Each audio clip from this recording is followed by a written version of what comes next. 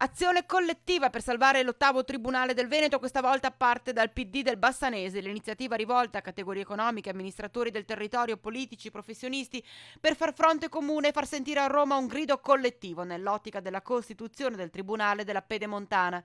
E visto che di decisione politica si è sempre parlato in merito alla soppressione del Palazzo di Giustizia di Bassano, sarà necessario giocare proprio la carta della politica per salvarlo, quella del PD nello specifico. Bisogna giocare la carta politica PD nello specifico, cercando di riunire le forze locali del partito, comprendendo anche i circoli non solo della zona ma anche quelli delle province contermini, e mi riferisco alla parte del Trevigiano e parte del Cittadellese, perché anche loro potrebbero essere interessati all'istituzione di questo tribunale. Il segretario del PD bassanese punta l'attenzione su un'altra possibile piaga che sta dilagando anche nel nostro territorio, per cui si richiede la necessaria presenza di un tribunale efficiente e garanzia della giustizia. La nostra zona al momento non sembra, ma in futuro e anche forse attualmente è una zona in cui ci sono infiltrazioni anche della malavita organizzata, con arrivo di capitali e di denaro da riciclare,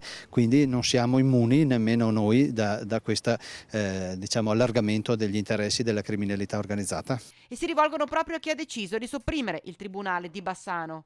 Le forze che si oppongono all'istituzione del Tribunale dovrebbero motivare il perché non è possibile istituire questo Tribunale. Le motivazioni economiche sono assolutamente scadenti e a favore invece dell'istituzione del Tribunale di Bassano e della zona del Pedemonte. Nei prossimi giorni verrà steso un documento comune da inviare al ministro Andrea Orlando, sottoscritto da tutti i sindaci e rappresentanti di categoria del territorio.